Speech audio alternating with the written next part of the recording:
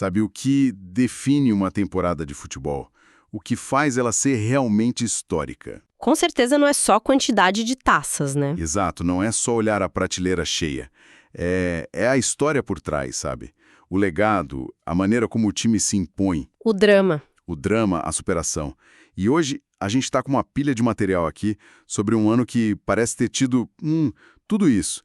A temporada de 2025 do Flamengo. A descrição geral é de um domínio quase absoluto. Exato. Então a nossa missão aqui é meio que dissecar essa campanha.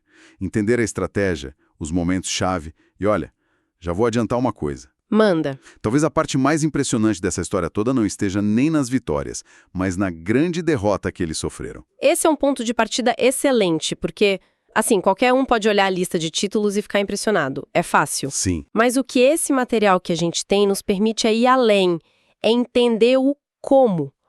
Como um time consegue lutar em todas as frentes, tipo Brasil, América do Sul, mundo, Sem quebrar. sem se desmontar no meio do caminho. Exato. E como você falou, com uma derrota no jogo mais importante do ano, pode, de forma meio paradoxal, ter fortalecido a imagem do clube. É aí que a análise fica fascinante. É isso. Então vamos começar pela base, pela fundação de tudo. O que aconteceu aqui no Brasil? O domínio nacional. Isso. Os textos são unânimes, foi o que deu o tom do ano. E foram logo 3 canecos: Supercopa do Brasil, Campeonato Carioca e, claro, o Brasileirão. E cada um deles conta um pedaço bem diferente da história, né? Não foram 3 títulos iguais. Boa. Então vamos começar pelo maior deles, o Campeonato Brasileiro, a 9ª estrela do clube. A imagem que fica, que está em todas as reportagens, é a da festa no Maracanã lotado, sabe? Dia 3 de dezembro. Isso, 3 de dezembro.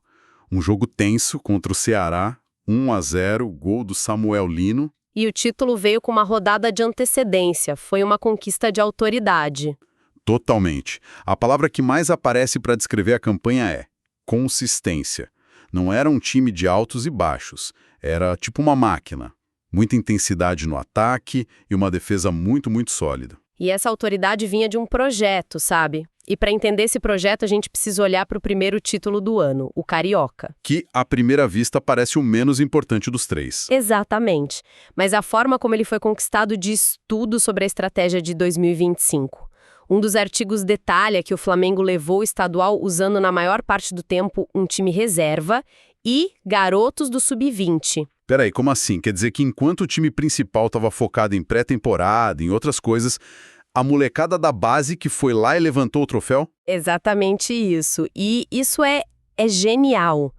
Mostra 2 coisas que são fundamentais para entender aquele ano.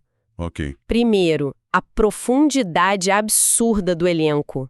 Não eram só 11 jogadores, era um grupo de, 20, 25 atletas de altíssimo nível. E segundo, e talvez o mais importante, mostra que a integração com a base não era só discurso. Era prática. Era uma realidade.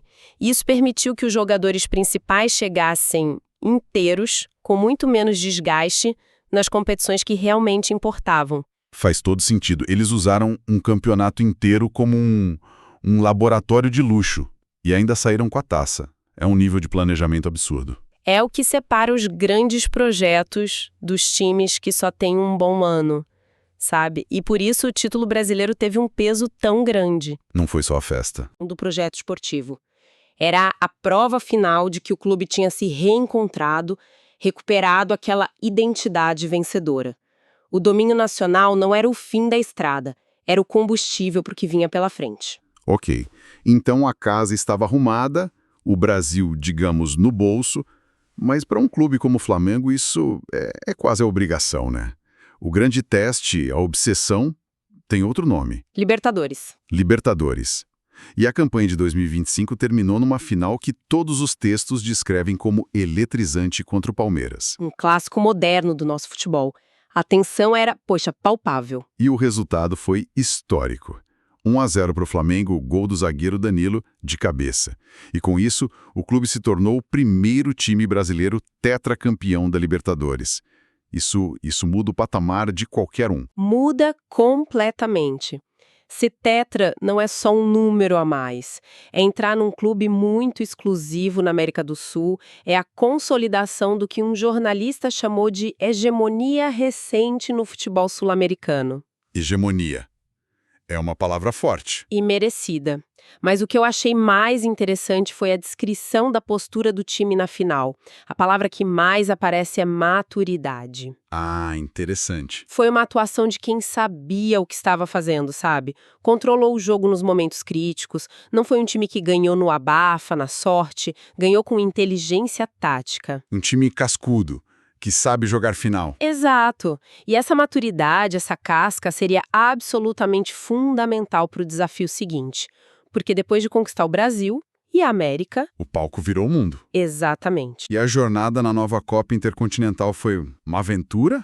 Começou com o tal Derby das Américas, um jogo direto contra o Cruz Azul do México, que era o campeão da CONCACAF.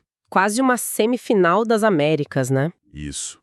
E o Flamengo passou. 2-1 num jogo bem pegado, e o cara do jogo, segundo todas as crônicas, foi o Arrascaeta. Tinha que ser ele. Marcou os 2 gols, a descrição que usaram para ele foi a bússola técnica do time. E é perfeito. Em jogos desse tamanho, a bola parece que procura os pés dele. Esse derby era mais que um jogo, era uma disputa pela supremacia simbólica do continente. Mandar um recado. Exato. E já que a gente está falando dessa intensidade toda, esse é o momento perfeito para a gente analisar um dado que, assim, solto parece bem estranho. Qual? O Flamengo teve 11 derrotas em 76 jogos no ano. Opa, peraí. 11 derrotas. Para um time que a gente está descrevendo como histórico, dominante, não é um número meio alto? Isso não arranha um pouco essa imagem de domínio? Essa é a reação natural. E é por isso que o contexto é tudo. Quando a gente mergulha nos detalhes que os artigos trazem, essas 11 derrotas contam uma história de estratégia, não de fraqueza. Estratégia? Como assim? É a tal da gestão de elenco levada ao extremo. Dessas 11 derrotas, só 4 foram com o time titular completo em campo. 4? Em 76 jogos? 4. Agora a história muda de figura, né? Completamente. E as outras 7? Aí que tá o pulo do gato. 2 delas foram no Carioca com aquele time sub-20 que a gente já falou, contra Boa Vista e Nova Iguaçu. Ok, faz sentido. Os do Brasileirão ou da Copa do Brasil, tipo contra Cruzeiro e Santos, eram jogos em que a comissão técnica fez uma escolha consciente. Uma escolha de vamos poupar aqui. Exatamente. Ok, vamos poupar nossos principais jogadores, talvez a gente perca esse jogo, mas eles estarão 100% para a final da Libertadores ou para o jogo do Intercontinental. Foi um sacrifício calculado. Entendi. Eles abriram mão de algumas batalhas para garantir que teriam as melhores armas para vencer a guerra. É uma gestão de risco muito inteligente. Perfeito. E falando em guerra, no meio disso tudo, eles ainda encaixaram outra taça internacional. As fontes falam da Challenger Cup. O que era isso exatamente? A Challenger Cup era um desses novos torneios, um confronto entre o campeão da Libertadores e o campeão da Copa da Confederação da CAF, que é a segunda competição da África. Ah, legal. Naquele ano foi contra o Pyramids FC do Egito. E o Flamengo venceu. Não tem o peso da Intercontinental, claro, mas é mais uma prova de força fora do nosso eixo. Mais uma peça na coleção. Coleção que, por muito pouco, não ganhou a sua joia da coroa. E isso nos leva ao clímax de toda a temporada. A final da Copa Intercontinental contra o Paris Saint-Germain. O campeão da Champions League. E aqui, a história tem aquela virada que eu mencionei lá no começo. O Flamengo perdeu. Nos pênaltis. Perdeu. Mas a forma como as reportagens narram essa partida é impressionante. O tom não é de fracasso, é de orgulho. Orgulho, mesmo com a derrota. Sim, a descrição é de um jogo de igual para igual. O Flamengo não entrou em campo para se defender de um gigante europeu. Pelo contrário. Foi pra cima. Jogou, propôs o jogo, saiu atrás no placar, o que contra um time como o PSG costuma ser fatal, mas não se abalou. Buscou o empate com justiça e levou o jogo para a prorrogação e para os pênaltis. Mostrou uma personalidade, uma maturidade tática que chocou muita gente. Então a sensação que ficou mesmo com a derrota foi positiva? Muito positiva. É aqui que entra o conceito da derrota vitoriosa. Parece um clichê, né? Mas nesse caso se aplica perfeitamente. E por quê? Um dos analistas foi muito direto.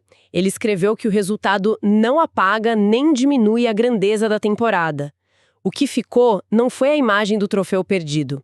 Foi a mensagem enviada para o mundo do futebol. E qual foi a mensagem? A de que um time brasileiro pode sim olhar o campeão europeu nos olhos e jogar no mesmo nível, que não precisa se intimidar. A imagem que ficou foi a de um clube que joga de peito aberto em qualquer estádio do mundo contra qualquer adversário. Exatamente.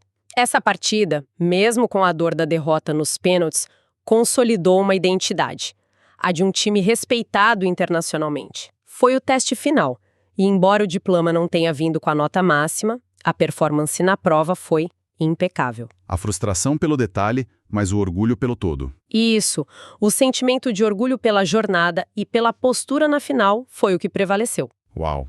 Recapitulando tudo, então, essa temporada de 2025 foi uma maratona de sucesso. Foram 6 títulos no total. Vamos lá. Carioca, Supercopa do Brasil, Brasileirão, Libertadores, o Derby das Américas e a Challenger Cup. Um feito histórico se tornando o primeiro tetracampeão brasileiro da Liberta. E, para fechar, uma atuação na final do mundo que, mesmo sem a taça, impôs um respeito gigantesco. O resumo da ópera é um ano de planejamento, protagonismo e a consolidação de uma mentalidade vencedora. É uma boa definição. Sem dúvida. O que esse conjunto de fontes nos mostra é a fotografia de um projeto esportivo no seu auge. Um clube que competiu em tudo, não por sorte, mas como resultado de uma gestão estratégica, sabe? De um planejamento que pensou em cada detalhe. Cada detalhe.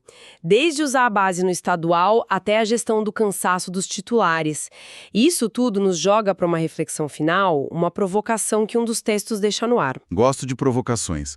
Qual é a grande questão que fica? Ele fala sobre a sensação de que um novo período de glórias está em curso. E aí vem a pergunta. Depois de uma temporada de domínio quase absoluto como essa, o maior desafio que existe é se manter no topo. A inércia, o relaxamento, tudo joga contra. É muito mais difícil se manter lá do que chegar. Exato. Então, a grande pergunta que os resultados de 2025 nos obrigam a fazer é: esse ano foi o ponto final, o auge de uma geração espetacular que entregou tudo o que podia? Ou foi, na verdade, o começo de algo ainda maior, o estabelecimento de um novo padrão, um novo patamar de excelência para o futuro do clube, transformando o que foi extraordinário em uma nova normalidade?